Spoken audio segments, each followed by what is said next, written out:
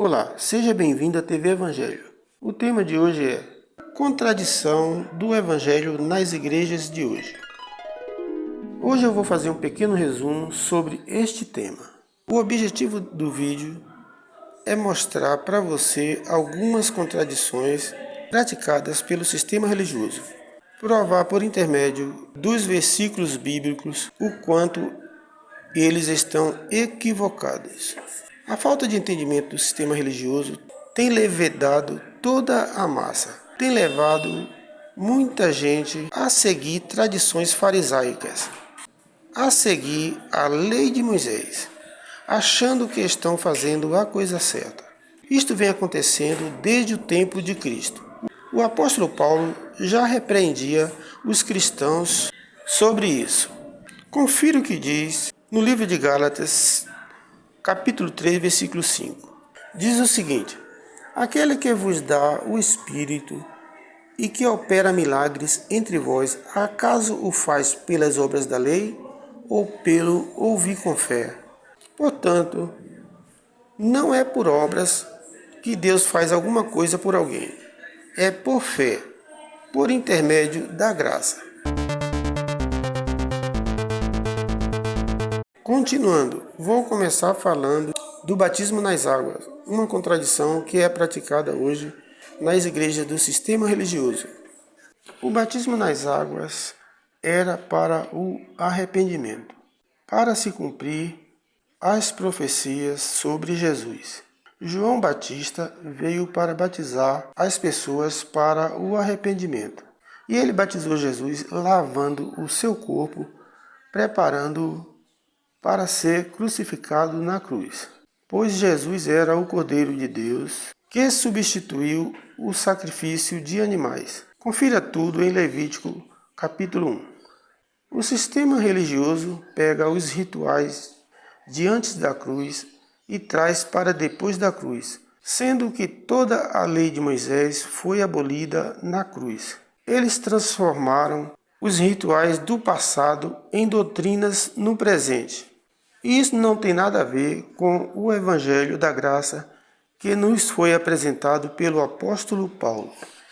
Então me diga, por que Jesus iria se batizar para arrependimento de pecados se ele não tinha pecado?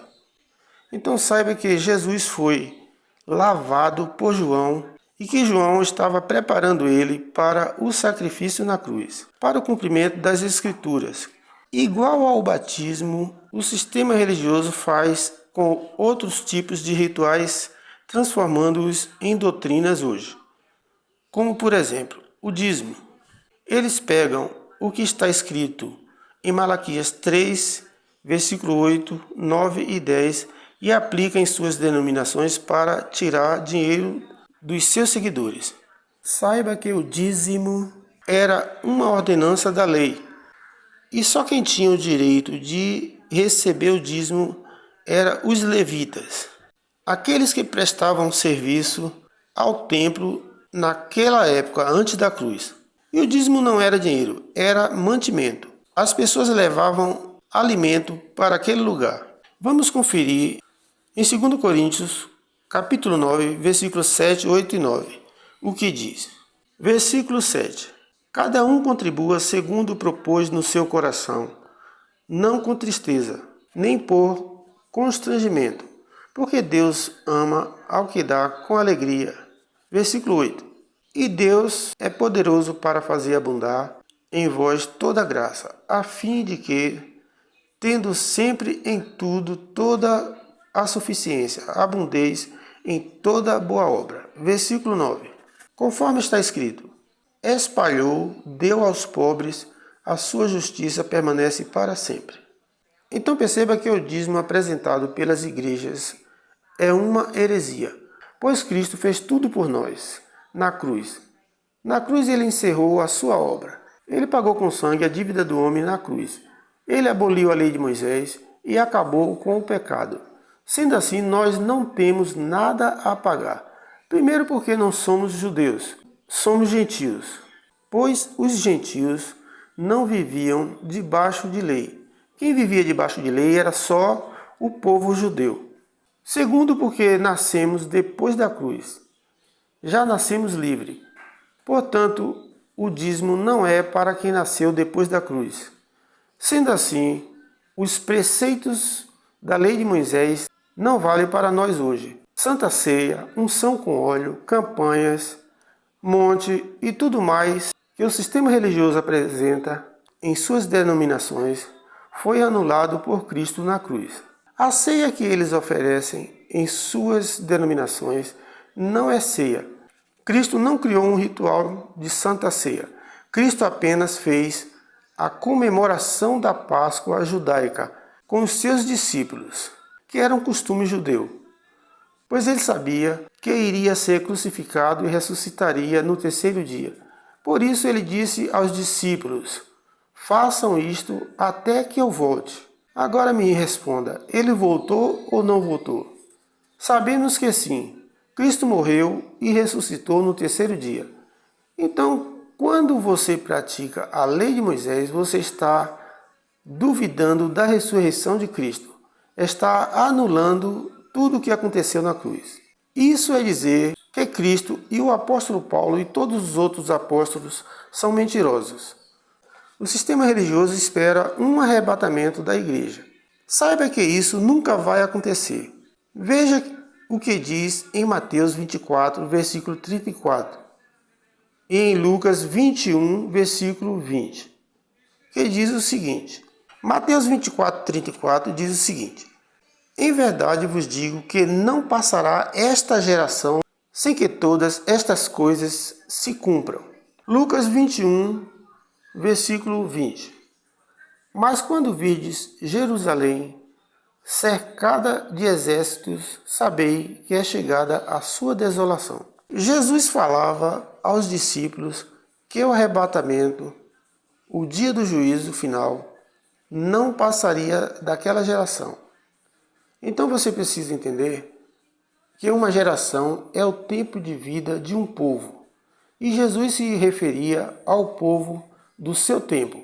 As pessoas viviam em média 70 anos.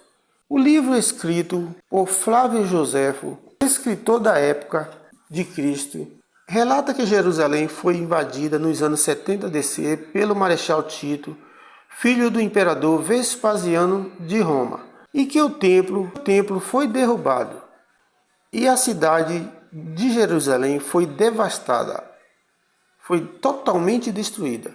Saiba que isso aconteceu para se cumprir o que estava escrito nas Escrituras a respeito de Jerusalém e do templo. Foi quando aconteceu o juízo final e o arrebatamento da igreja. Se você quiser saber um pouco mais sobre isso, veja neste canal outros vídeos que falam detalhadamente sobre este tema. Agora fica uma pergunta: se o templo caiu, qual templo você tem que adorar? Porque o sistema religioso constrói templos de pedra e tijolos para o homem adorar a Deus. Mas será que isto está certo? Jesus entrou no templo e disse que derrubaria o templo e reconstruiria em 3 dias. Então perceba que ele cumpriu a sua palavra. As pessoas naquele tempo, antes da cruz, não tinham o Espírito Santo. Deus só colocava o seu Espírito a alguns que ele escolhia com um propósito definido. Pessoas como Moisés, Josué, Sansão, Davi, Samuel e os apóstolos e muitos outros profetas. Eram pessoas que Jesus escolhia a dedo. Mas tinha uma profecia que dizia que Deus colocaria o seu Espírito no futuro em todos os homens. E foi isso que Cristo fez. Ele derrubou o templo e reconstruiu em 3 dias. Mas você pode perguntar, como assim ele reconstruiu?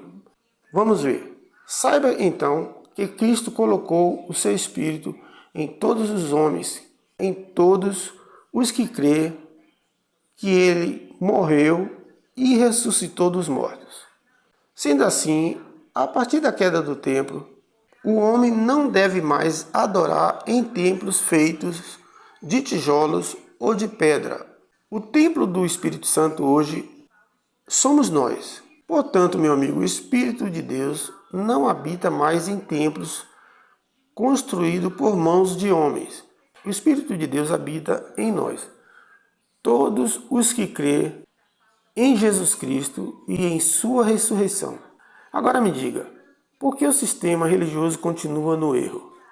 Vamos conferir sobre isso o que diz em Hebreus 5, versículo 14, que diz o seguinte: mas o alimento sólido é para os adultos, os quais têm, pela prática, as faculdades exercitadas para discernir tanto o bem como o mal.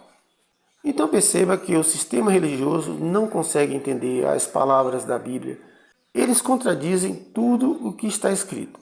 Eles não conseguem discernir a verdade.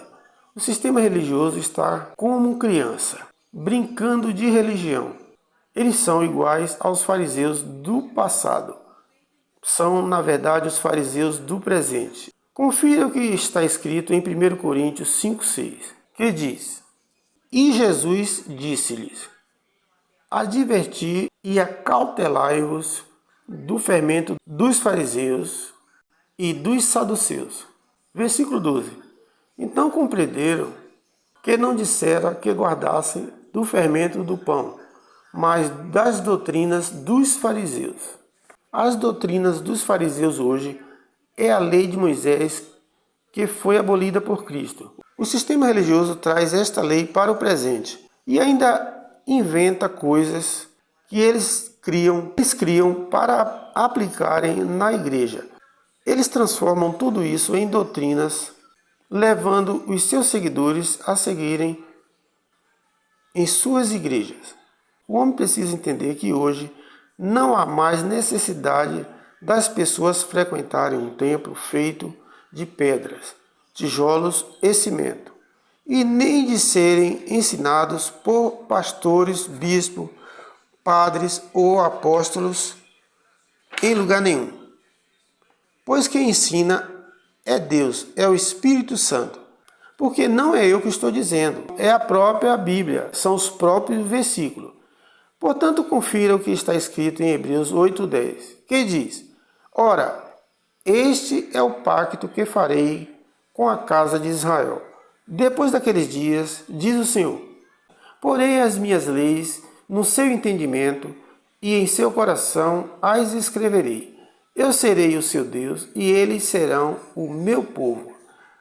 Saiba que isto aconteceu. Após o arrebatamento e o juízo final, Deus nos colocou em seu reino. Ele cumpriu o novo pacto que havia feito com o seu povo. Versículo 11.